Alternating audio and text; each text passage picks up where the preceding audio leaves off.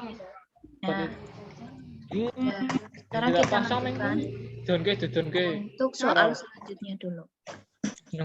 Jadi yang tadi nomor 12 itu adalah fungsinya mencerna zat tepung menjadi zat gula.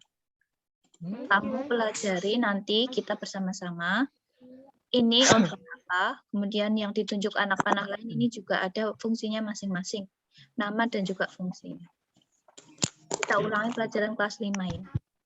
Sekarang nomor 13. Mas Medi ada, Mas Medi?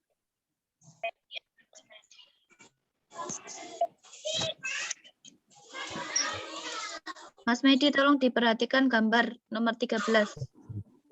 Bisa? Coba dibaca soalnya dulu. Urutkan sistem peredaran darah membawa darah kaya gas oksigen. Berdasarkan gambar tersebut adalah nomor berapa itu, Bu? 13. 13. B. Oke. Ini kemarin juga sudah saya jelaskan tapi baru ke satu kelompok. Ini adalah sistem peredaran darah.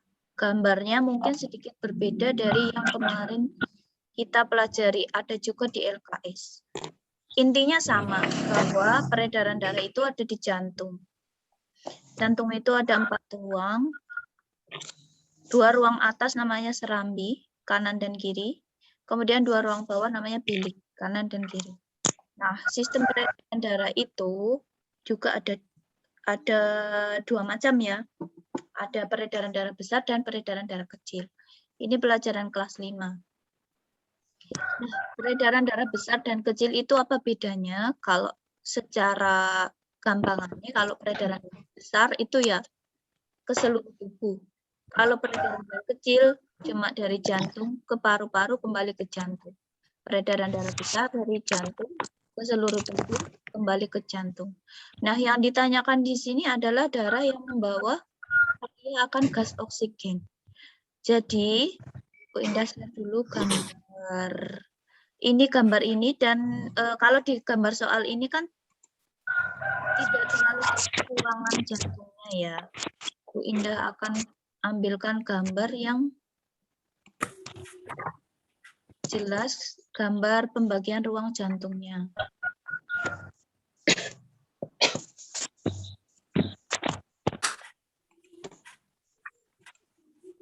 Ini gambar peredaran darah. Yang biasanya kita pelajari itu seperti ini. Sudah terlihat belum? Sudah. Ya. Jadi, gambar itu kita tidak masalah mau bentuknya seperti apa, yang penting kita paham bagaimana darah itu mengalir dari jantung ke seluruh tubuh, kembali ke jantung, dan juga dari jantung ke paru-paru, kembali ke jantung.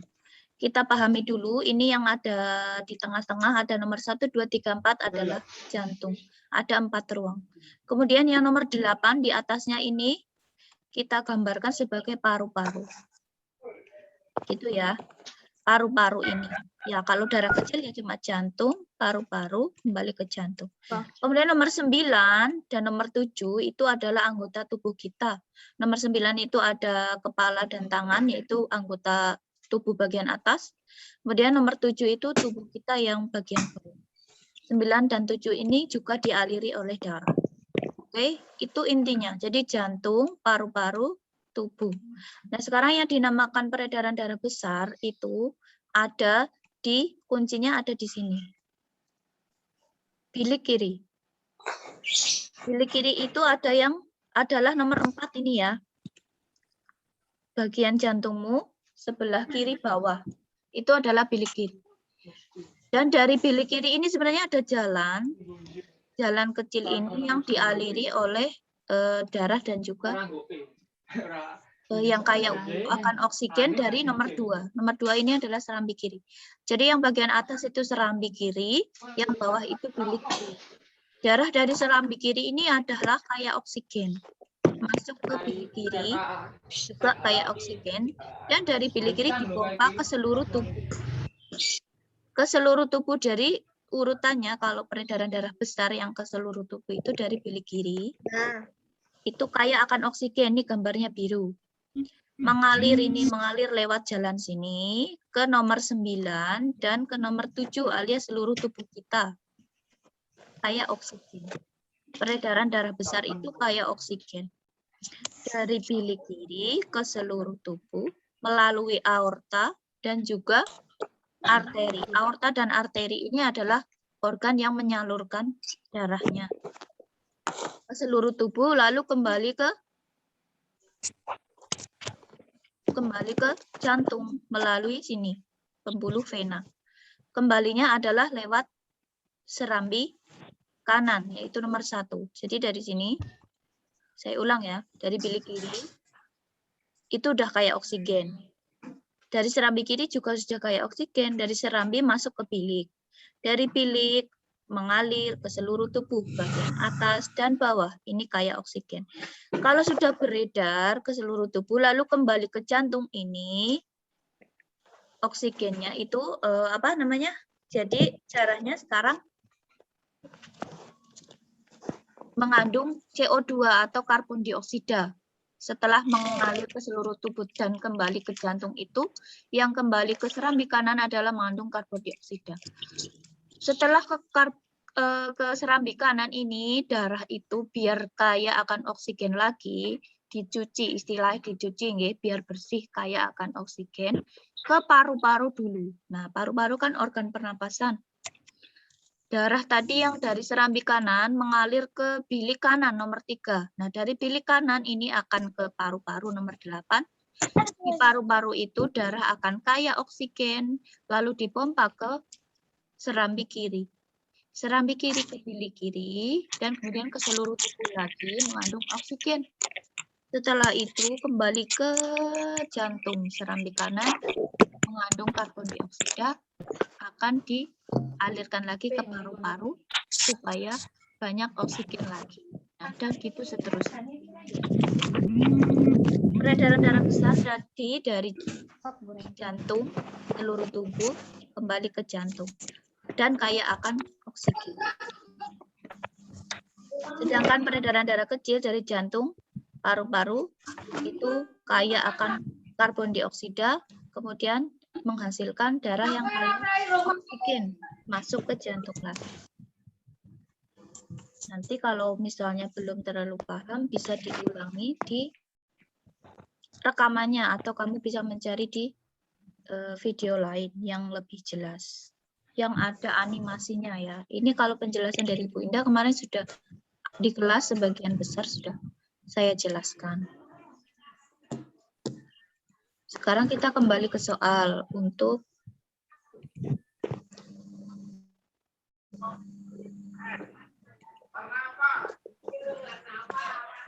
nomor 13 tadi jawabannya Mas Medi. Apakah sudah betul? Kita cek dulu. Urutan sistem peredaran darah membawa darah kayak oksigen. Ini berarti peredaran darah besar. Dari jantung. Jantung itu di sini nomor berapa? Ada yang tahu? 1, 6, 2, 5, 3, atau 4?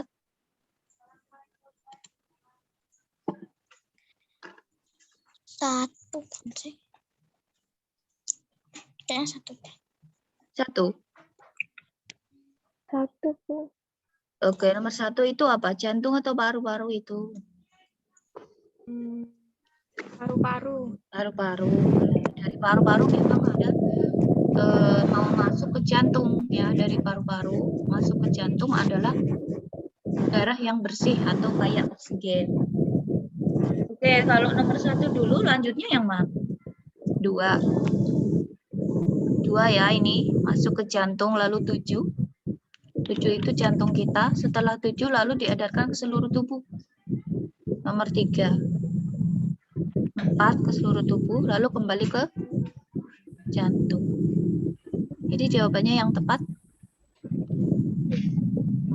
yang C ya. Kaya akan oksigen. Jadi dari paru-paru ke serambi kiri lalu ke bilik kiri. Bentar ya. Baterainya lowbat.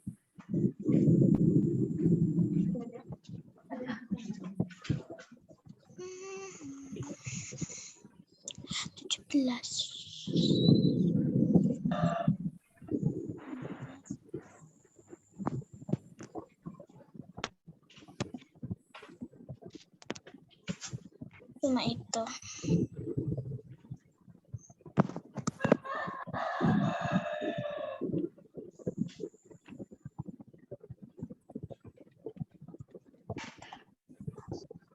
Oke. Jadi jawabannya adalah peredaran darah besar. Oke, yang paling depan. Sekarang nomor 14. Ini juga kemarin sudah dibahas di kelompok 1. Kelompok yang terus ya. Mbak Bulan, sudah baca belum Mbak Bulan?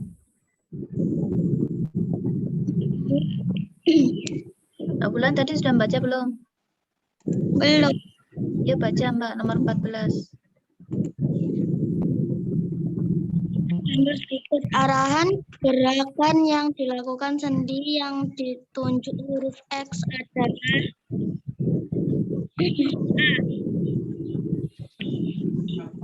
Sendi yang ditunjukkan huruf X. Ini kemarin waktu pembelajaran tatap muka kita mempelajari tentang rangka tapi belum tentang sendi ya. Ini tapi juga mengulang karena ini pelajaran di kelas 5. Nah, sendi yang ada ditunjukkan oleh huruf X ini adalah memiliki gerakan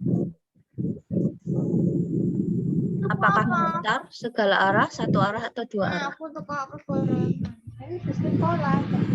Nah, itu nanti kita juga harus pelajari kembali, buka kembali di Bu Indah ambilkan gambarnya ya. Mana ini? Zoom.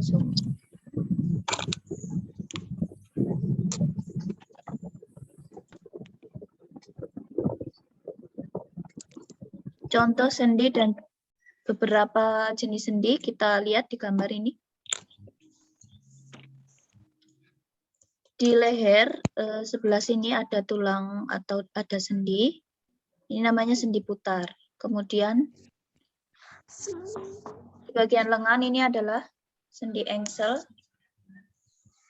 Di pergelangan tangan dan juga di daerah sini tangan ya, ada sendi pelana.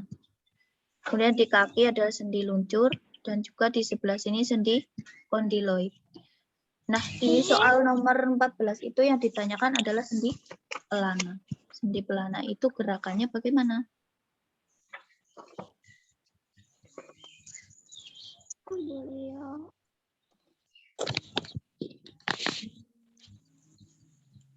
Nah, arah gerakan yang dilakukan oleh sendi ini adalah arah gerakan dua arah ya. Nanti Bu Indah kasih penjelasannya lewat video saja yang lebih mudah. Untuk gerakan memutar bagaimana, sendi yang mana, kemudian segala arah juga sendi apa, dan satu arah juga sendi apa nanti akan Bu Indah jelaskan lewat video. Jadi nanti kita pelajari kembali untuk sendi dan juga arah geraknya. Untuk 14 jawabannya adalah D, dua arah. Kemudian 15.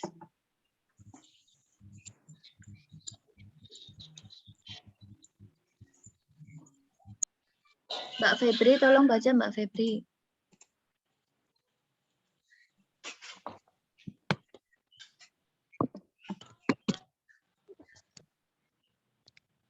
pasangan yang tepat antara hewan dan perkembangbiakannya ditunjukkan oleh nomor titik-titik dan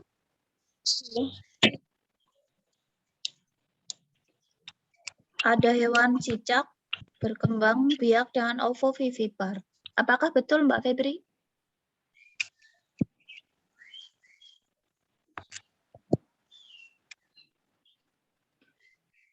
Masih ingat apa itu ovovivipar? Teman-teman yang lain? vivipar beranak, Bu. Yang beranak yang mana, Mas? Beranak. Vivipar. Vivipar yang beranak. Oke. Oke. Kalau cuma tahu vivipar yang beranak, kira-kira yang benar yang mana ini? Kelinci atau kadal yang beranak? Kelinci. Kelinci. Kelinci. Berarti nomor 3 betul. Kamu pilih antara jawaban B dan D. Ya enggak? Ya.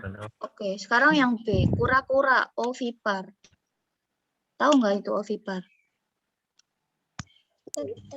Bertelur. Bertelur. Kura-kura apakah bertelur? Bertelur. Betul. Telur. Berarti jawabannya yang B. Berarti kesimpulannya ovovivipar itu apa? Bertelur dan beranak. Bertelur dan dan beranak. beranak. Oke. Kalau lupa nanti bisa dibuka lagi. Contoh hewannya apa saja yang ovovivipar nanti dibuka lagi ya. 16. Mbak Dina, baca Mbak Dina.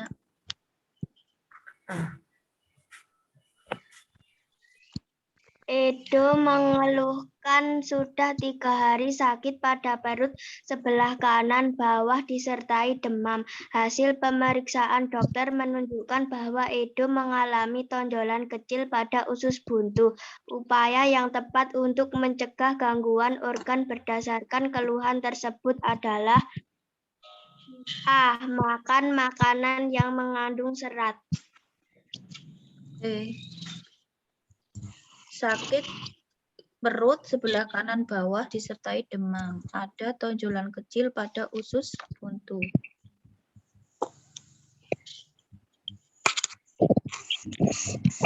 Ini kira-kira nama penyakitnya apa ya? Ada yang cari tahu tidak? Jadi di dalam usus buntu kalian, usus buntu Edo ini ada tonjolannya yang menyebabkan dia demam, sakit perut. Ini adalah gangguan pencernaan. Kalau bahasa medisnya itu adalah appendix. Bentar, ini siapa ya? Nah, pada gejala seperti ini ada upaya untuk mencegah supaya tidak terulang. Upayanya adalah, betul yang A, makan makanan mengandung serat. Biasanya kalau masalah pencernaan memang berkaitan dengan kurangnya asupan serat. Untuk yang B, mengurangi makanan terlalu asin. Kemudian C, menjaga kebersihan lingkungan. Dan D, cuci tangan sebelum makan. Untuk jawaban C dan D itu umum ya. Umum dan kurang menjurus ke soal atau diagnosisnya ini. Sedangkan untuk yang B, mengurangi makanan terlalu asin itu untuk penyakit yang lain yang bukan appendix ini. Untuk nomor 16 jawabannya A. Sekarang nomor 17. Mbak Keisha. Sinta menghitung denyut frekuensi denyut nadi saat duduk dan berdiri selama 1 menit. Hasil yang diperoleh disajikan dalam tabel berikut. Berdasarkan hasil penghitungan tersebut, perbedaan frekuensi denyut nadi dipengaruhi oleh abu usia. Oh gitu. Memang Sinta usianya berapa, Mbak? Apakah diketahui? Mbak Keisha?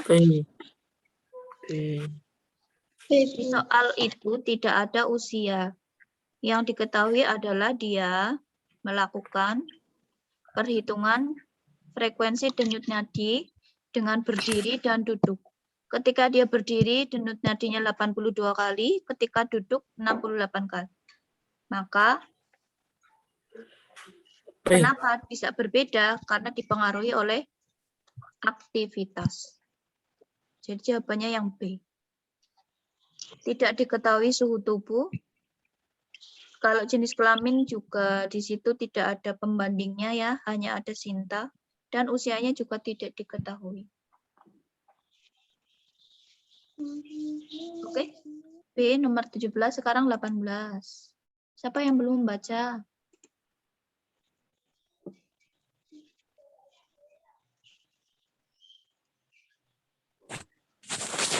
Mbak Bilkis bacakan ya.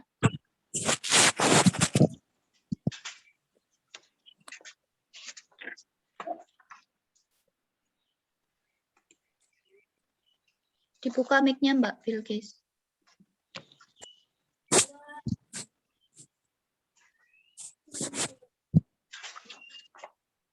Ya. Mbak Bilkis nggak ada suaranya.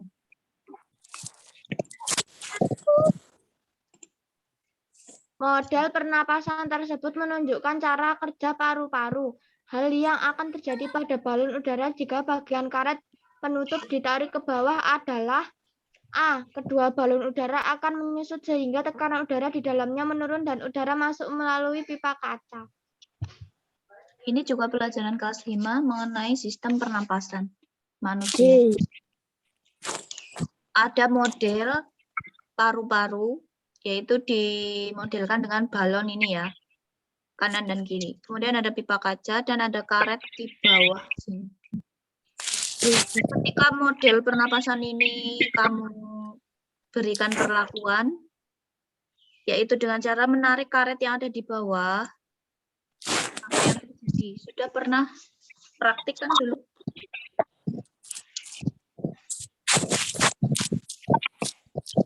Ada yang masih ingat nggak? Ketika karet ini yang di bawah ditarik, maka balonnya itu mengembang atau mengempis ya? Mengempis. Menyusut atau mengembang?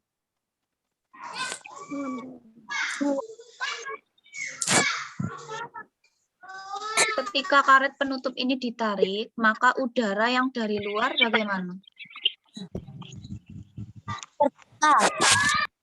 Apakah masuk atau keluar? Masuk. Masuk. Sama seperti kamu menarik nafas. Ya. Tarik nafas kamu, itu udara masuk. Ketika udara masuk, maka paru-paru kamu mengembang. Ketika paru-paru kamu mengembang, maka tekanan udara di dalam itu dan udara yang di luar bisa masuk ke paru-paru. Sama ketika model ini, kamu tarik karet tutup di bawah, maka itu akan membuat balonnya mengembang. Udaranya masuk. Tekanannya di dalam botol itu akan turun. Jadi yang tepat bukan yang A ya Mbak Bilkis, tapi yang B. Kedua balon udara akan mengembang. Bu. B. B itu B sayang. Balon B. Kode. Beda dek. Beda. B ya, bukan D, bukan dada. B. Udaranya masuk, bukan udara keluar. Ketika karet penutupnya ditarik. Nanti kalau kamu masih bingung, ada videonya. Kalau kamu masih punya model ini, ketika kelas 5 membuat, kamu coba lagi. Kayaknya kamu dulu membuat deh, Bu Indah tahu. Ada yang ingat? Entah itu balonnya 1, entah itu balonnya 2 itu sama. Itu hanya model. Ya, jawabannya B, 18. 19?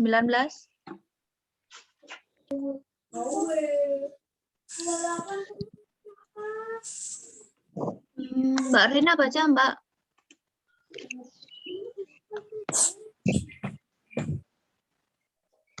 Pasangan nama benda dan sifat benda yang tepat berikut ini adalah A.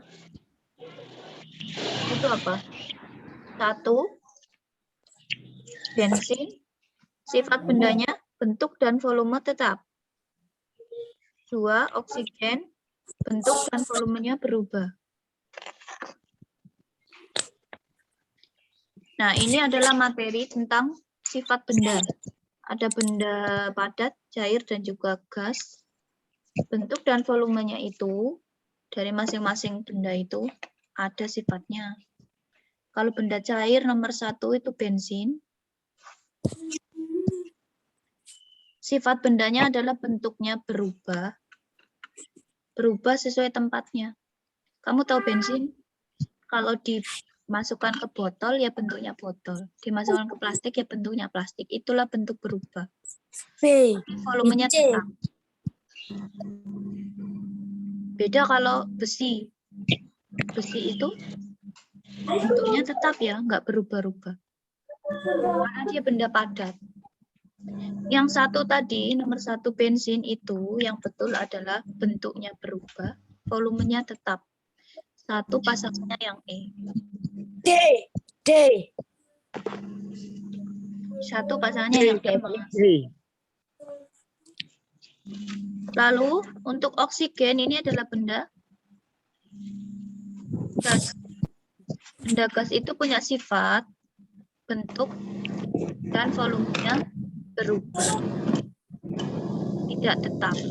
Jadi kalau gas itu punya bentuk yang berbeda atau berubah-ubah.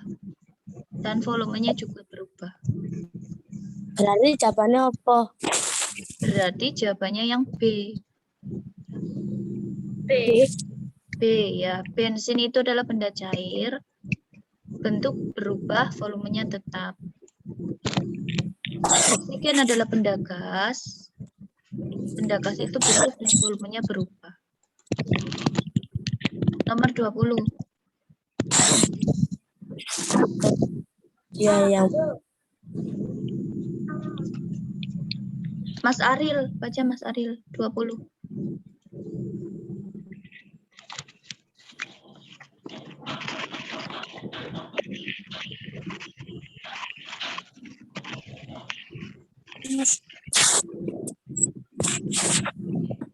Halo, Mas Aril.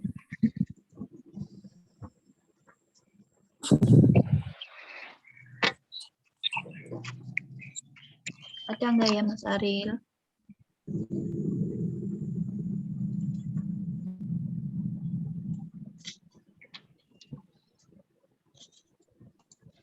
Nggak ada ya. Mbak Tiara ya, baca Mbak Tiara. 20. Kegiatan manusia yang berkaitan dengan pemanfaatan perubahan wujud